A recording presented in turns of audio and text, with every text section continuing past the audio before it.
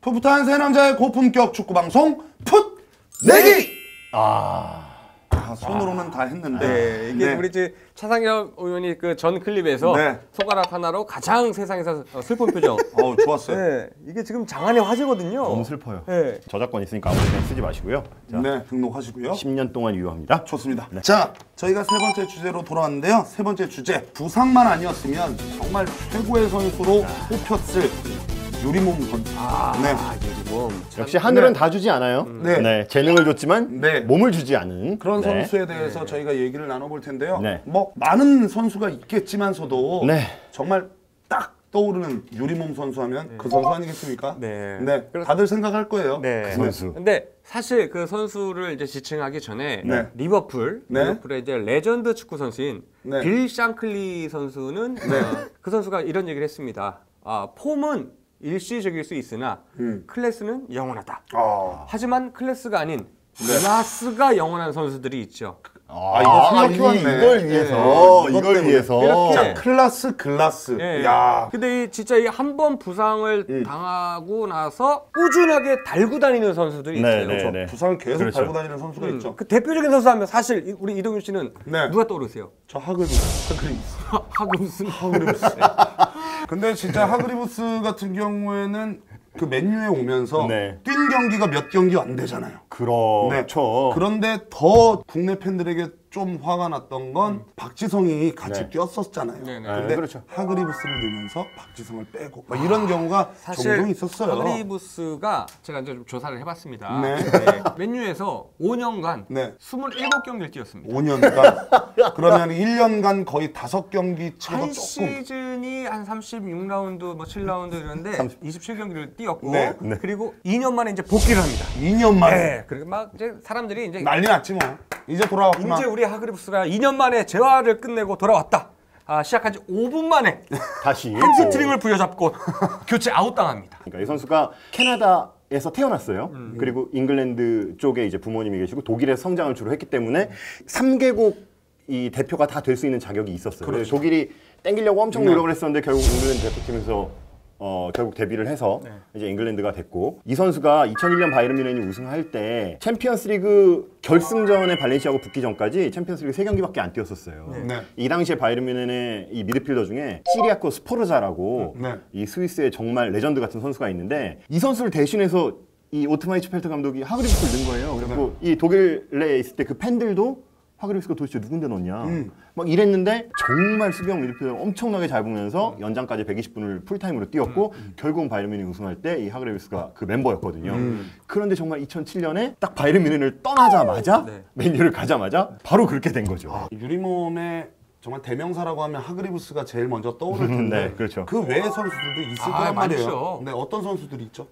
개인적으로 로벤 반페르시 선수도 부상이 많아요. 부상이 많았고 많은데 또 득점할 때는 해주고 괜찮아. 조금 더 크게 대성할 수 있었지만 조금 부상 때문에 아쉬웠던 그런 선수고. 그다음에 좀 저도 생각나는 선수가 로시츠키 선수.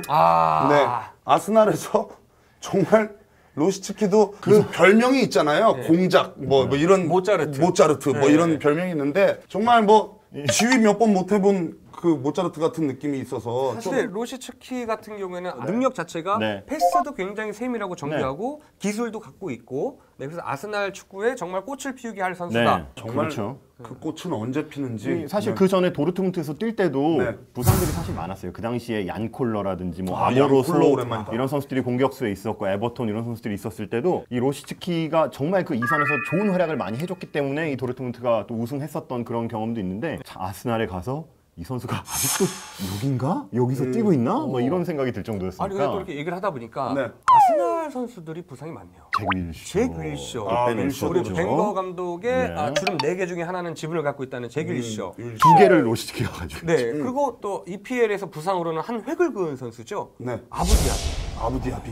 이제 검은 지단으로 그런 별명을 얻을 정도로 굉장히 눈에 띄는 활약을 펼쳐서 이제 아스날에서 딱 데리고 갔는데, 어디 한 군데가 아픈 게 아니라 줄부상 안 아픈 데가 없어요. 양쪽 발목, 무릎, 뭐 심지어 뇌진탕까지도 걸렸었고 정말 뭐 EPL에서는 부상으로는 한 획을 그은 선수죠. 그리고 뭐 잉글랜드 대표 수비수를 하기도 했었던 조나단 우드게이트라고 있거든요. 알죠. 이 사우스게이트 말고. 네네. 이 선수가 뭐 리즈에서 뛰었고 뉴캐슬에서 뛰었고 정말 활약을 많이 하고 그 레알 마드리드까지 갔는데 레알 마드리드에서 두 시즌 뛰어서 9경기 뛰었어요. 9경기요? 이 시절에 뭐 대표팀도 정말 뭐 왔다 갔다를 하고 그리고 나중에는 뭐 미들스버로에서 이동 선수와도 같이 활약을 했던 바가 있고 이 마지막에 스토크 그리고 미들스버로 다시 돌아왔는데 2016년까지 선수는 되었는데 2012년 이후로 뛴 게 없어요.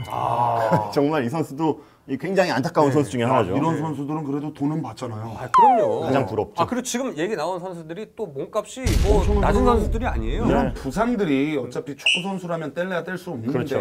이걸 어느 정도 관리하느냐 아니면은 내가 이 팀에 받는 돈이 이만큼인데 빨리 뛰어서 팀의 보탬이 돼야 된다는 생각으로 빨리 나오게 되면 또 다시 부상이 생기고. 그렇죠. 근데 이 선수들도 그런 마음이 좀 있을 거예요. 팀에게도 미안한 마음도 있을 거고. 근데 사실 저는 그렇게 생각을 합니다. 뭐냐면 박지성 선수가 무릎 부상에 시달렸다가 마지막에 이제 은퇴를 조금 일찍 했잖아요. 그렇죠. 근데 단 한 번도 박지성 선수가 유리몸이다라는 얘기 들어본 적이 없어요. 왜냐면 자기가 무릎이 아프니까 그 아는 부위를 시합 끝나고 나면은 뭐 얼음 찜질을 붙여서 최대한 관리를 해서 경기장에는 뛸 수 있는 몸 상태를 만들어 놓고 그래야지 저는 이렇게 못했다는 선수들 제가 볼 때는 자기 관리를 좀 못하지 않았느냐 저는 그렇게 생각을 합니다. 근데 그 말도 어떻게 보면 맞을 수가 있는데 불운이라는 게 사실 진짜 겹쳐서 와요.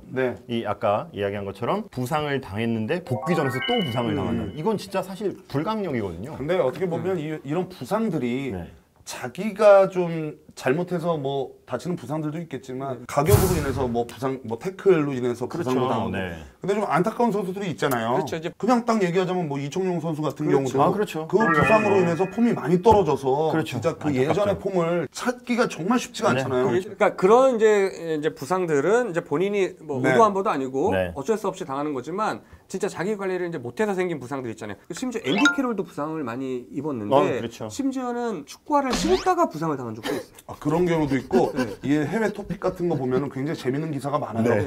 제가 기억하기로 예전에 리오 퍼디난드 같은데 집에서 TV를 보는데 리모컨 이게 발로 이렇게 잡다가 내갖고 여기 인대인가 어디 무릎 여기 십자인대 아무튼 그래서 다쳤었어요. 또 이제 심한 경우는 이제 우리나라의 뭐 고정 선수도 마찬가지입니다만 골 세레머니를 너무 과하게 업이 돼가지고 하다가 부상을 당하는 경우 공중제비를 돌다가 뭐 부상의 유형도 참 여러 가지 있다고 지금 말씀을 하셨는데 지금 문득 생각이 나는데 예전에 독일이 2000년대 그 2002년 월드컵에서 뭐 준우승하긴 했지만 사실 그때 좀 암흑기 아닌 암흑기가 있었거든요. 스타도 없고 그 당시에 세바스티안 다이슬러라는 선수가 있었어요. 그렇죠. 이 글라드바흐 그리고 헤르타 베를린에 갔다가 바이에른 뮌헨까지 와서 정말 아주 엄청난 선수였는데 정말 부상을 달고 살았고 이 선수가 은퇴가 30살 되기 전에 했어요. 아마 26, 7쯤에 제가 한 걸로 지금 기억을 하는데 이 선수가 이 마지막에는 우울증을 정말 심하게 겪으면서 일찍 은퇴를 하고 결국엔 이제 축구계를 빨리 떠나서 마사지사. 이게 정확한 표현인지 모르겠지만 하여튼 마사지사. 그걸 하다가 이제 지금은 아예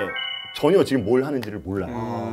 이런 좀 불운했던 경우도 있었고. 정말 이런 부상이 없으면 좋겠지만 어쩔 수 없이 부상은 따라다니잖아요. 대한민국 국가대표팀 우리 선수들 그다음에 대한민국 축구 선수들 모두가 그런 부상 좀 없이 좀 멋지게 축구 선수 생활을 쭉 마무리했으면 좋겠고요.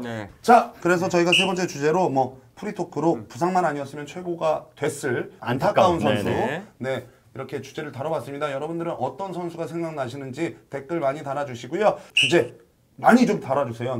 저희가 그 주제로 다음 주에 한번 해보는 그런 기회를 여러분들이 주시면 감사하겠습니다. 아무튼 이렇게 해서 저희는 모두 마치도록 하겠습니다. 여러분 감사합니다.